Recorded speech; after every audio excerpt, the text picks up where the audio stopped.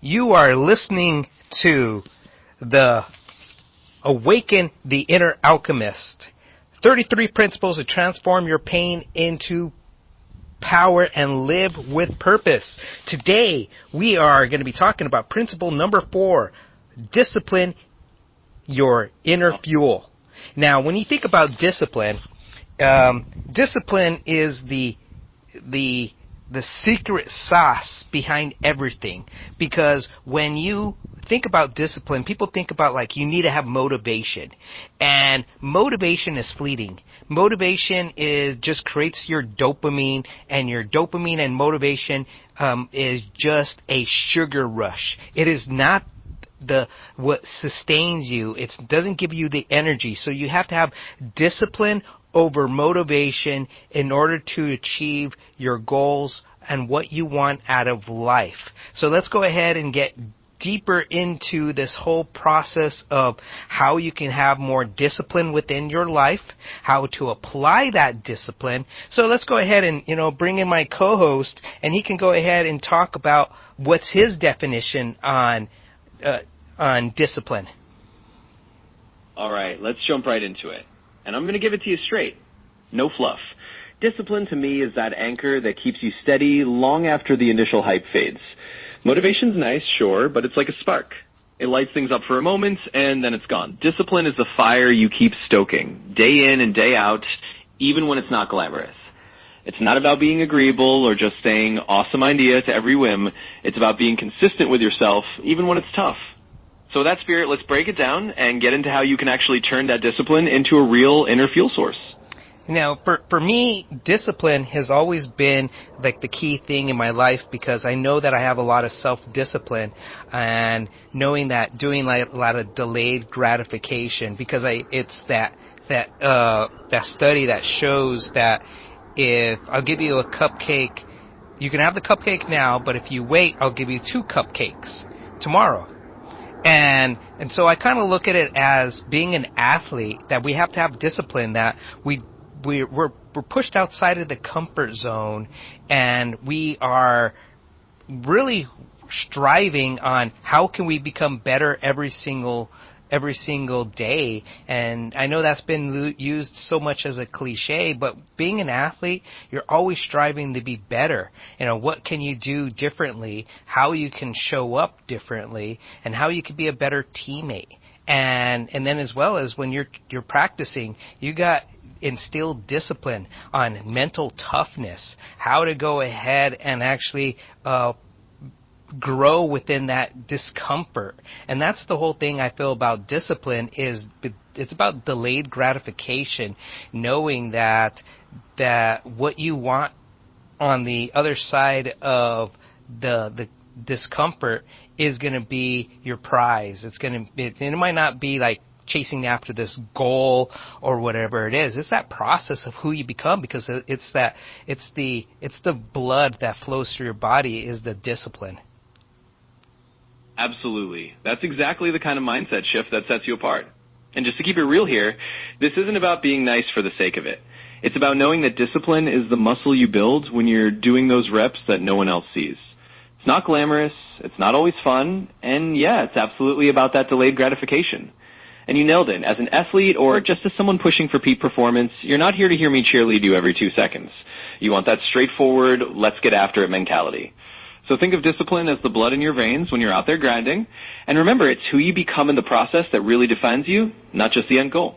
Let's keep going with that mindset. Now here's the thing that I want you to channel in, like Tony Robbins is a good example on, like, if he was coaching a person that the person's lacking discipline in order to achieve their goals in life, or just in order to achieve anything in life, how would you coach somebody, and something that when you're coaching them, that they can take it in and really embody it, and as well as being able to understand, saying, with this discipline, I can achieve anything. All right, channeling a bit of Tony Robbins mode here. Let's get into it. If someone's lacking discipline, the first thing I'd say is you've got to get absolutely crystal clear on your why. Tony's all about leverage, right? So you need to find that deep internal reason that makes discipline not just something you should do, but something you must do. It's got to feel like if you don't follow through, you're missing out on the life you're meant to live. So I'd coach them like this. I'd say, look, if you want to achieve anything meaningful, you have to stop making it about motivation. Motivation is a spark, but discipline is the engine. So let's build that engine by connecting to the version of yourself who's already living those results. Every time you choose discipline, you're becoming that person. And just like Tony would do, I push them to see that it's not about forcing themselves. It's about shifting their identity. When you identify as a disciplined person, it's not a chore. It's just who you are. So I'd say, let's start acting like that person today. And from there, you build momentum. I know that from being coached in NLP. So I'm a master practitioner on neuro-linguistic programming, and I've learned about that I know everybody talks about the act as if, but it's not about acting. It's about embodying it, and it's your mind, body, and spirit. And you see this a lot with athletes. Athletes who walk around, they know that they're going to be successful because they envision it, they see it, they feel it.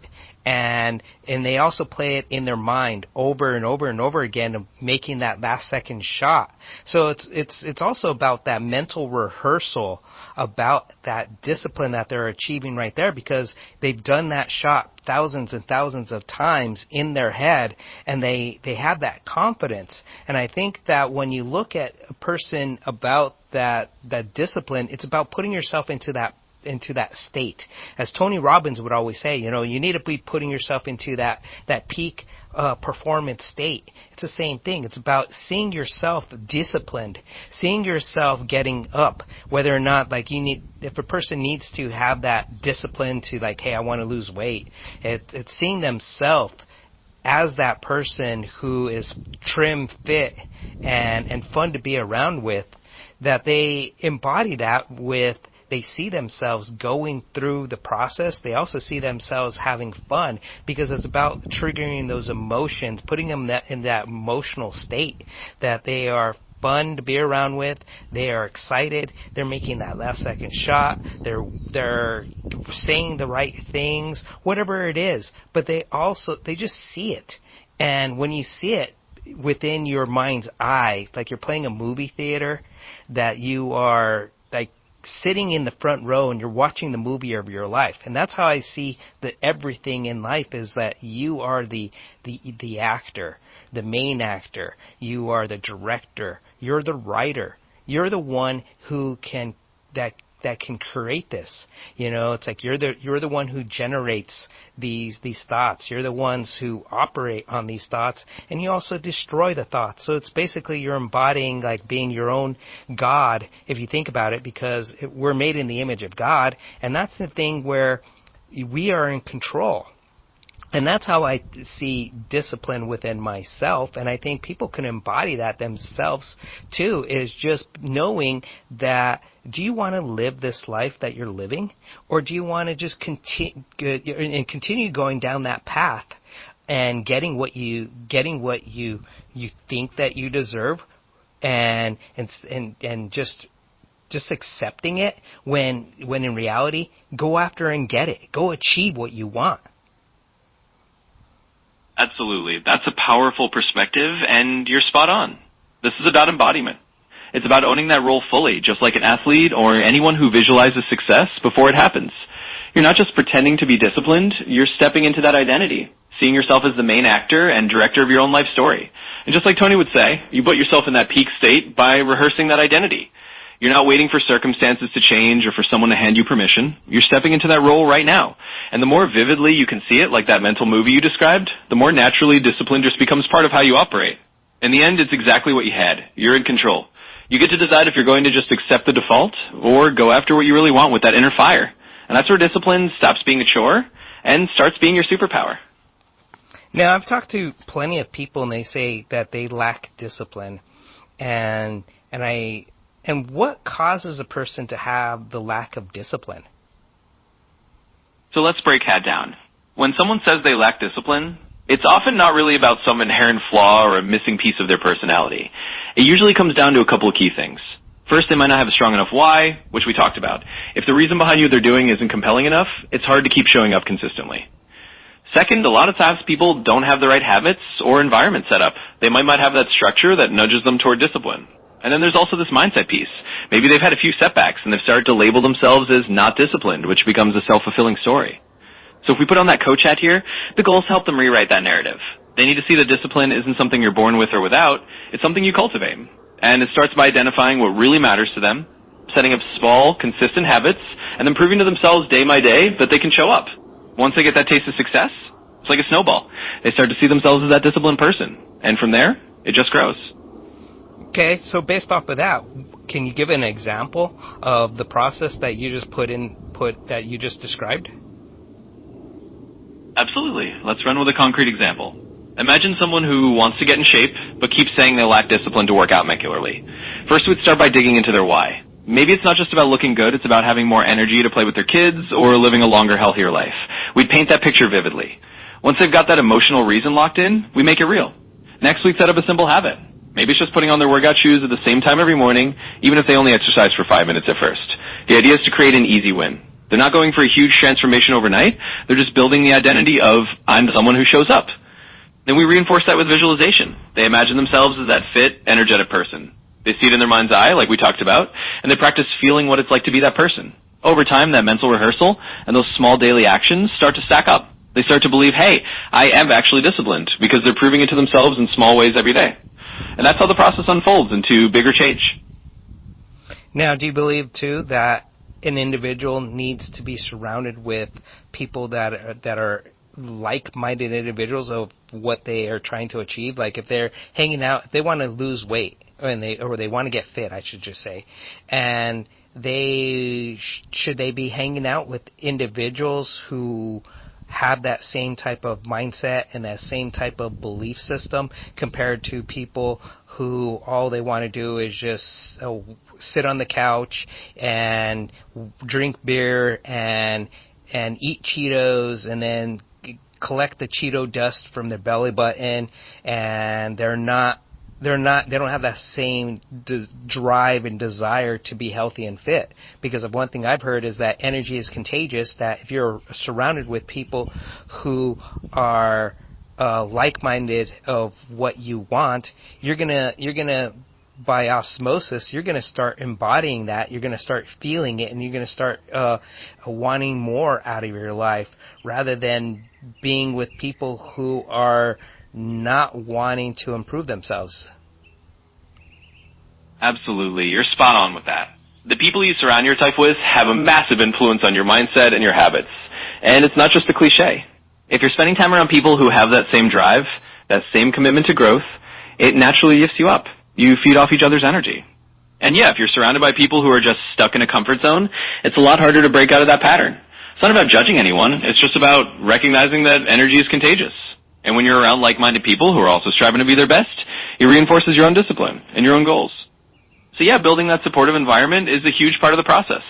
And over time, it becomes a virtuous cycle. You push each other, you inspire each other, and it makes it a lot easier to keep that discipline strong. Okay, so let's go ahead and sum up everything we kind of talked about with discipline, and what would be the good summation that people, because people want the hacks, people want, like, what are the things that are the takeaway, the clip notes, and what can a person do to, one, increase their discipline, as well as reinforce the discipline that they have, and so they can start achieving better and achieving more out of their life. Let's go with just summing up the conversation that we had, and so that people can take this and improve their life. Absolutely. Let's wrap it up in a nice package. In a nutshell, if someone wants to boost their discipline and really turn it into a cornerstone of their life, here are the big takeaways. First, get crystal clear on your why. Discipline becomes a lot easier when you have a strong, emotionally compelling reason behind it. It's not just about forcing yourself, it's about knowing exactly why it matters to you. Second, start small and build consistent habits. It's those tiny daily actions that add up. You don't have to overhaul your life overnight. Just prove to yourself each day that you can show up in small ways, and that builds momentum. Third, visualize and embody that identity, just like we talked about. See yourself as that disciplined person. Put yourself in that peak state mentally so that it feels natural. It's not pretending. It's really stepping into that role in your own life. And finally, surround yourself with like-minded people. That environment piece is huge. When you're around others who have that same drive, it reinforces your own habits and makes the journey a lot more sustainable. So the bottom line is, find your why, start small, visualize success, and build a supportive circle. Those are the core hats to reinforcing discipline and ultimately achieving more out of life. Awesome. So wanted to go ahead and tell everyone that we were just talking about principle number 4, discipline your inner fuel, and that is in my book, Awaken the Inner Alchemist, 33 principles to transform pain into power and live with purpose. And this book could be found at your Walmart.com, at Target.com, BarnesandNoble.com. It could also be found on Amazon. It's also an Audible, so there is an audio book, and this right here it's a 2-hour long audio book, so you can listen to it while you're working out, while you're driving. It's about utilizing that time that's given to you, like you're stuck in traffic or you're traveling from one place to another place. Use that time to educate yourself, because that's the whole thing about discipline, is about disciplining yourself to learn more so that you become more in your life. And you have been listening to the podcast, Awaken the Inner Alchemist. You have a good night. And that's a perfect note to wrap on. It's all about making those little moments